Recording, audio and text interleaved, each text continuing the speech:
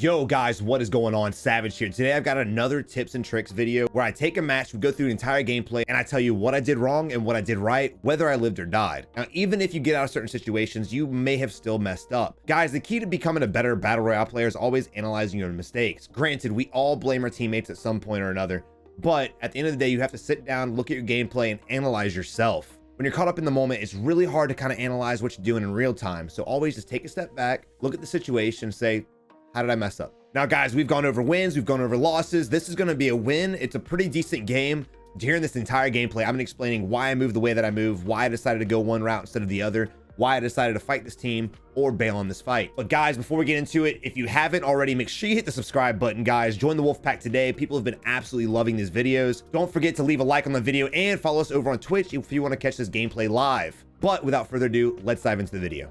All right, guys, getting to the gameplay. Of course, if you've seen my other videos, you know I love going for scavengers. It is the fastest and most efficient way to get money off the dump and get your loadout within at least 3 minutes. We always try to do them as fast as possible and get our loadout within about 60 seconds if we can. But of course, as you see where we're going, we're gonna have a little bit of company, and I'm kind of scanning the air, seeing how many people are coming around us. As I'm scanning the airspace around me, I'm calling out to my teammates, hey guys, we got a lot of people here. That way they know, let's instantly go for the scavenger. Let's not dilly-dally and find different weapons and things like that. Let's make sure our comms are on point. Any chit chat we may be doing, let's go ahead and cut it because it's about to get real. All right, guys, at this point, we're almost done with our scavengers. While my teammate's picking up the last scavenger, I'm going to go ahead and start looting any weapons that I can find. Of course, you don't want to spend your entire beginning looting. You always want to be aware of what's around you and always be scanning the area. As you can see here, I was scanning the area. I saw a guy on top of the roof and I went ahead and pushed him. Now, a lot of people would have pushed up that side ramp onto the roof and gone in through the window. As you notice, I went in through the bottom because I predicted that he thought I was coming up from the top. So he instantly ran down the stairs and he ran right into me. Guys, try your best to predict the enemy's movement. If they think you're going to go one way, go the opposite. That way they can run right into your crosshair. Confusion is the best way to outplay enemies, especially if they're better than you. Now, this right here is a really weird beginning for me. So my chat on Twitch went ahead and gave me a challenge to build and use a RAM. Now, I do play on PC, so we do not have aim assist, and the RAM on PC is an absolute nightmare. I didn't enjoy it at all. As you can see here, I'm testing the ADS speed. I'm already not too happy with it. I'm regretting it instantly, but we're gonna go ahead and stick it out and see how long I can kind of deal with this for. Now, I will say this, it doesn't last long. As you see, guys, we always have a plan. We got the scavenger, we got our loadout, now we're making our way to the flag. Guys, you always want to have some influx of money coming into your system. You don't want to just go around chasing kills because half the time when you kill players, even more than half the time, they're not going to have any money. They're going to be broke Joes. Don't mess with them. Go for scavengers, go for flags, go for bounty objectives. Just don't go around trying to slay lobbies because you probably will be lacking sufficient funds. Now, we're doing all this so we can constantly have UAVs in the air, so we can constantly see those teammates and teams that do not have Ghost on. We're constantly doing this so we can buy self-revives and armor stashes and munition stashes. Munition stashes and armor stashes for some reason are very underutilized. I would love to see some statistic on what's bought the most. I feel like precision strikes and cluster strikes and UAVs are probably the most bought items. As you can see right in this situation, I got a heartbeat. I see the bouncing Betty. We know he's around us. My teammate blows up the bouncing Betty for some reason. That kind of alerted the enemy, letting them know we're coming up the stairs. That was nowhere near us. We could have snuck past that and snuck the enemy. Luckily, it worked out. But in situations like that, guys, if you see a bouncing Betty, don't blow it up if it's not going to infect you at all. One, you're going to let the enemy know that you're in that area, and two, it might down another enemy later on in the game. So of course, you always look at the high ground, and I'm going to go ahead and grab this high ground because there is an enemy up here. Now, again, I'm using the RAM, so I'm trying to deal with the recoil, and it's an absolute nightmare. The enemy stuns me twice. I try my best to make my way back behind the cover, which I do. So my teammate comes up from behind me and stuns him as well, which gives him ample amount of time to get the res off. One of my teammates runs and gets the res off while the other one fights. There's no reason for a 2v1 situation if the enemy's already hurt. So instead of them just being selfish and letting me bleed out, one of them goes ahead and makes a beeline to me and gets a quick res off. In this situation, we know there's multiple teams. There's some under us, there's some above us, there's some floating in. So it's going to be a pretty hectic fight. You want to get your teammates up as fast as possible if it's safe. The last thing you want to do is die for your teammates, but if they're behind cover and there's no immediate threat, always go for the res. Now this right here, I messed up. Look, we all make mistakes. Don't judge me. I mean, shit, dude, this really almost cost us the game right here. I jumped to my death instantly down myself, puts my teammate at a disadvantage. I crawl around cover. He's behind cover. Luckily, our fourth comes down and gets the kill, and he's able to solidify the reses. That situation right there, I got hungry for the kill. My teammate called out that his armor is broken and I wanted it more than anything. Don't know what happened. I didn't even try pulling my parachute, honestly. It wasn't even a glitch to where my parachute wouldn't deploy. I messed up. I messed up. I jumped off the building thinking I was a parkour champion. Don't do that. I don't do that. As you see here, I don't even ask my teammates for plates. My teammates are always aware of what our armor situation is like and what our health situation is like. Guys, you have to utilize your minimap. You have to utilize your teammate statistics and judge whether or not you're going to need things. Myself and my team are very good at dropping plates without even needing to ask. With all of us being streamers, we're constantly talking to chat, we're constantly doing this, we're constantly doing that. So our attention isn't always 100% on ourselves, but it became habit to scan the minimap for any enemies and look at my teammates to see if somebody's not popping plate. Like right now, I noticed Goatski, one of my teammates at the top, yellow, doesn't have a plate, but there's nothing we can do because he's not around us. He actually came back in from the gulag. He landed on his loot to get his stuff back. So we'll get to him later. All right, this right here is what made me rage on the Ram. I just don't understand how many bullets it takes to kill somebody. I couldn't really figure out the recoil control. I was peppering everybody, breaking plates. It was a nightmare. If I would have had any other gun, especially ones I'm used to, that situation would have been an instant squad wipe. So I'm a little upset that I wasted time with the Ram, but it was a challenge my chat had given me. So I'm glad we took the opportunity to get that. But because I'm bad with this gun, I went ahead and picked up a normal blue 5.56 M4 and an SKS. Utilize what you can, guys. If you're bad with a gun, drop it for anything else. Just because it's a custom gun doesn't make it a better gun. All right, we just finished that fight, and guess what? We already have another place to go. I always try to preach to you guys and shove it at your throats. Always have a game plan. Don't just run in circles trying to figure something out. Have a leader who marks things and goes for objectives and does things, and then you can work off that. So as my teammate's going for the scavenger, we don't need all four of us to go for it. So I'm gonna make my way to the second loadout so I can grab my ghost class. Meanwhile, my teammates can go ahead and finish up the scavengers. And then by the time I get back, they can rotate to the loadout and get their ghost class as well. Teamwork makes the dream work, guys. There's no reason for everyone to stick together. If you're not the best players, you might want to go 2 and 2, maybe 3 and 1, something like that. Now, this situation right here, I got in a one-on-one fight. I had a sniper rifle. I believe he had a Grawl, and the Grawl is an absolute beast when it comes to contesting snipers because it's so accurate. But I was pretty confident in my sniper shots, and I went ahead and just kind of tanked the bullets that he was putting on me and got the down. Normally, I wouldn't do that. The fact that he missed his first couple shots made me decide to go ahead and stick through it because I was pretty confident he wasn't going to down me, and it worked out. But guys, it's better safe than sorry. Normally, I probably would have taken a shot, unpeaked, healed up, waited for my health to come back, replayed it, and then peeked again. Yes, I wouldn't have gotten the kill. Yes, my kill count wouldn't be high. But at the end of the day, you want to stay alive. You want to get that win. That's what it's all about. A lot of people avoid doing flags because, Savage, you don't get many kills when you do flags. And that's not true at all. I think this game I averaged 12 kills. I believe one of my teammates dropped a 20 bomb. When you're doing flags, people tend to come to you. Now, they might not be there immediately, but when you're finished doing the flag, they're going to be pretty damn close. I know intermediate players and great players, if they see that flag go up, they're going to go after those kills. One, because the enemy teams usually focus on the flag, and two, well, you know exactly where the enemies are at, whether they have ghosts or not. It's a beacon. And again, guys, this is in every video that I do. We do the same things. Go for flags, go for this, go for that. You want to have that money building up. As you can see, guys, we have tens of thousands of dollars, and it's still not enough. We all have self-res, but we could use UAVs. We could use, clusters. We could use this and that. Usually if I'm stacked up like that, I'll just buy 3 UAVs back to back and get an advance up in the air so you know exactly where everyone's at. We're trying to work our way to the high ground so we can gatekeep everybody coming out of quarry.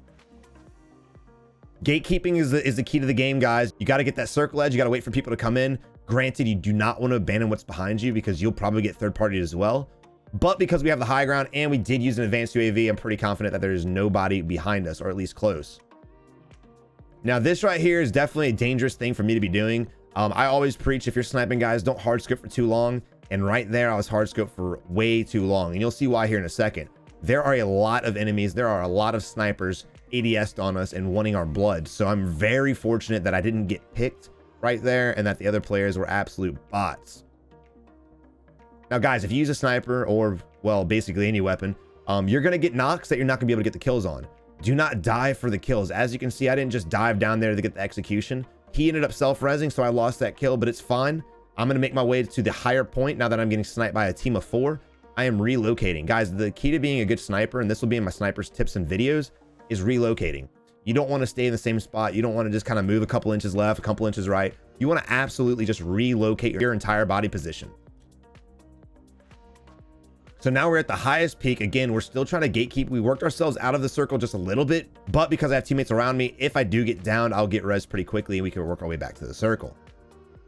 These guys are laying prone trying to snipe. If you're a sniper, guys, don't lay prone. That is not a good idea. I know snipers got bipods and this and that. You always want to be sniping either from a mounted position, a crouched position, or a standing position. If you're laying prone and there's a decent sniper, not even a great one, there's a decent sniper, he's going to obliterate your face. As you can see here, I ended up nailing most of my shots. We ended up getting a squad wipe on them. These are the guys that were all four sniping at us, so we kind of repaid the favor to them. This is really what they get. Again, guys, because circle was coming in so fast on that team should have been navigating to the high point we're at now before they ever shot at us. Put yourself in that team's position. Put yourself in that team's shoes. If you would have saw us, instead of shooting with 30 seconds until a circle collapse, if you would have rotated right on the high ground and come up from us where we were at, you could have shot us while we were distracted with the team inside of quarry. That would have been a great decision and a great play for that team to do. But they got greedy for the kills. They wanted the action and we gave it to them. As you can see, guys, I'm working myself to center circle from tree to tree. I try to avoid running in the open as much as possible. However, sometimes it cannot be helped. Try to stay near cover at all times. Again, if you look at the map around us, we're actually on the highest part. We have a couple ravines on the side of us and things like that, but we're on the highest ground. Now, loadout does come in. There's really no reason for a loadout, so we're just going to bait it. Just because you have your loadout, just because you have a ghost class, doesn't mean you can't go to the loadout and bait out the enemies. Also, guys, when it comes to in circle, always be aware of enemies inside houses. In circle buildings are key. I will always preach, guys, if you can get inside a building, do it. But when you're approaching a building, always be aware that somebody's already beat you to the punch. Whether they are or not, whether you think it's clear or not, always clear the house as if somebody's in it. You can never be too safe, especially in game. People love sitting in corners. People love sitting in bathrooms. People love sitting in showers. It's a dangerous and infuriating game we play. Just be ready for anything at any given notice. Now, that guy was a squad wipe, so we kind of get a little relaxed, not really thinking there's anybody near us, and then one of my team goes down and gets executed because of that false sense of security. Again, guys, we're at the end circle. There's 5 teams up. We have the loadout next to us, and we have the highest point with the only building in zone. Of course, there's going to be more than one team at that position. You got to be ready to fight. Now, as you see here, we're all on the left side of the building, so I decided to change my position, flank on the right. Meanwhile, one of my teammates goes upstairs through the window while the other one is on the left side. We kind of hold 3 different angles, so if they decide to push, we can get some shots on. Now, one of my teammates does shout out that he downed an enemy, so I know right now it's possibly a 3v3 or a 3v2 because there's one enemy down. So I want to go ahead and push them while one enemy is rezzing the other. So that way I'm right now approaching a 1v2 situation, which is a very winnable fight. All right, guys, I want everyone to stop and notice. I'm gonna pause the video right here. If you notice, there are 3 enemies displayed on my screen. Which one do I shoot at? I shoot at the only one not doing anything but holding a weapon, right? I see too many times people will go for the down person first. People will go for the dude rezzing first. Go for the guy who's actually the immediate threat. The guy who's rezzing is not an immediate threat. It's going to take him some time to finish the res, cancel the res, get his gun out and go for the ADS. It's definitely going to take the down guy a lot more time to get the ADS off as well. Guys, just go for the immediate threat. The one guy rezzing, he's not a threat right now. He will be eventually, but right now he's not. The down guy, definitely not. He may get rezzed, that's fine, but he's not an immediate threat. The only one who's an immediate threat to me is the guy head glitching rocks, looking and scanning for us. So of course, I take him out first. After I take him out, I go for the guy who just got rezzed. Why?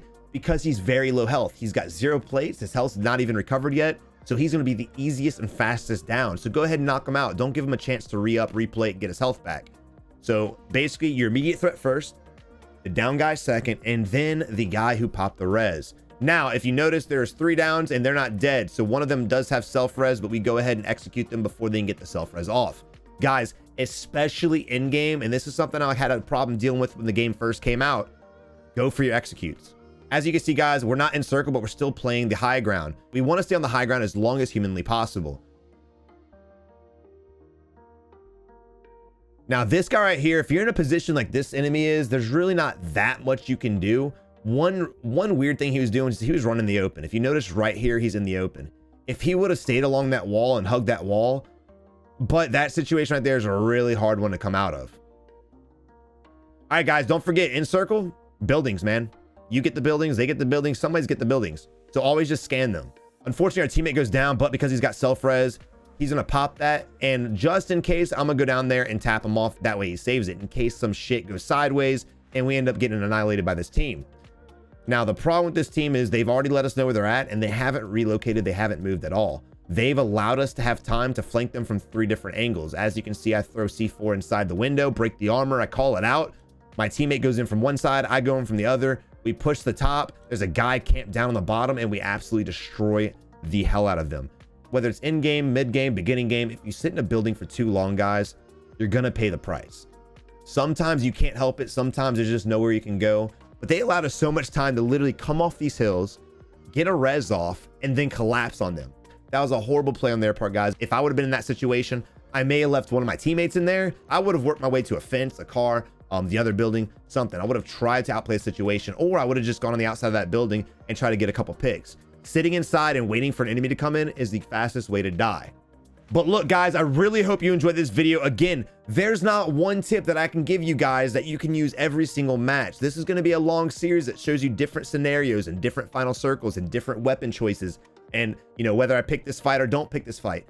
This game is always changing. This game is always evolving, and you always have to adapt.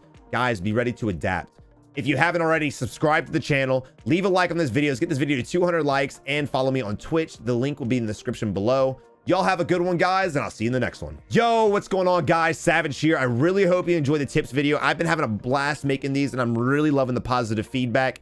If you haven't already, make sure you comment in the section below. Let me know if this video has helped you out, or if any of my other videos have helped you out. Also, I'm going to link some more tips and tricks videos for Warzone if you guys are interested in those. Y'all have a good one, and I'll see you in the Warzone.